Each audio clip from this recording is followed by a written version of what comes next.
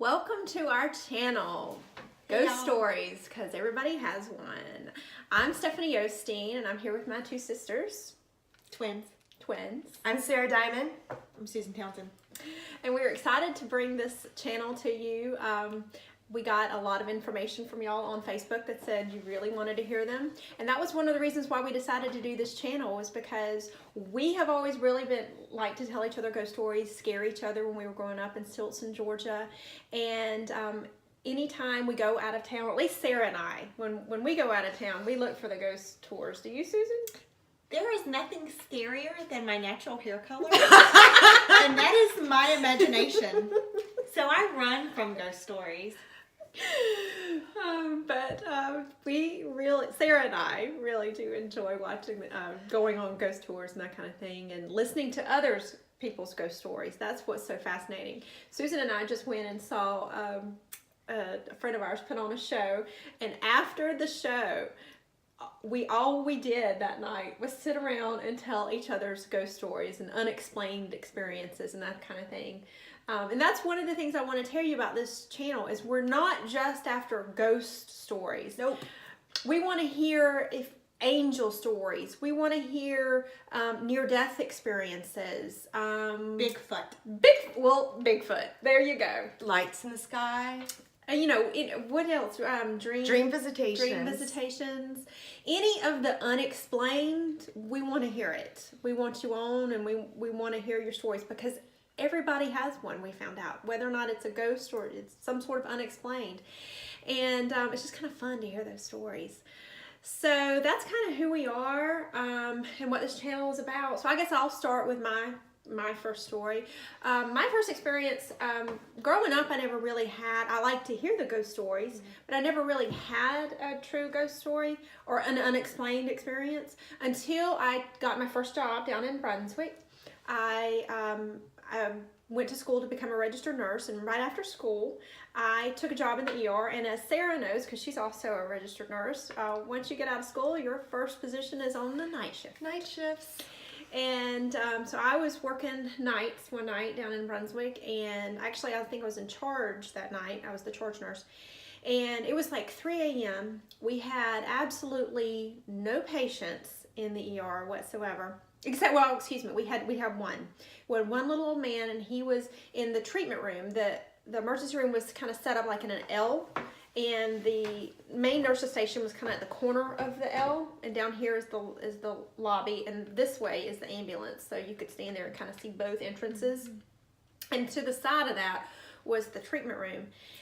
And so I'm sitting there, and there was it was me, the clerk, another registered nurse, and a PCT, and we were all sitting there. And then back in the treatment room, there was like 2 nurses and the physician and the little old gentleman that we had back in the ER. And Brunswick PD called, and they said, we're bringing in a patient. And they gave the patient's name, and we're like, okay. And so the clerk relayed that information to me, and we're like, that's weird. They don't normally call on the landline. If they needed to bring in a patient, typically it was because they needed some sort of physical medical stuff done to them, so they'll call the ambulance to bring them in. Or if it's a 1013 type patient, then they typically would just arrive with the patient. So we're like, well, we'll be here, whenever you bring them in. And so somehow we found out she was supposed to be 9 months pregnant at that time. And we thought, oh no, we don't deliver babies. We try not to deliver babies in the ER. So we were thinking, oh no, they need to take her right to L&D, labor and delivery. And so we were sitting around, and we were waiting, and I think like an hour goes by. Nobody has arrived. Still don't have any patients in the ER. And we're sitting there, same people, we're sitting in the main nurse's station, and on the other side of the nurse's station was like a glass partition, and there were 2 environmental service people standing in the hallway, like directly, we could look at them, kind of. And all of a sudden, all 6 of us, the 4 of us in the nurse's station and the 2 environmental service people, we all heard this. We heard this woman scream, "Help! Please!" Just like that. I mean, just agonizing call for help. And so we all immediately thought it was the woman that Brunswick had called and said that they were bringing in. So we grab our gloves and we go flying down the hallway and we bust open the lobby door and scare the little security man that was sitting there. He was like, what? And we're like, where is she? And he's like, where's who? And we're like, the woman that screamed for help. And he was like, the woman didn't just scream for help. And we're like, well, maybe it's one of our nurses that got hurt and fell or something. So we go flying, all fours go flying back to the treatment room, bust into the treatment room, and they're sitting around, charting and stuff. And we're like, do y'all need some help? And they're like, no. And we're like, didn't you hear the call? And they were like, no, we didn't hear anybody call for help.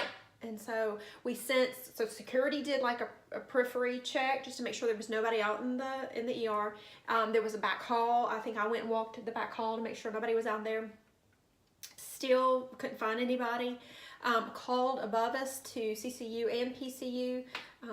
All of their patients were accounted for. Their staff was accounted for. So to this day, that was a disembodied voice. I cannot explain. I had always heard that people had stories of seeing this crying woman in the hospital. I had tried to find her and see her when I walked down this one haunted hall. I worked the hospital for 5.5 years.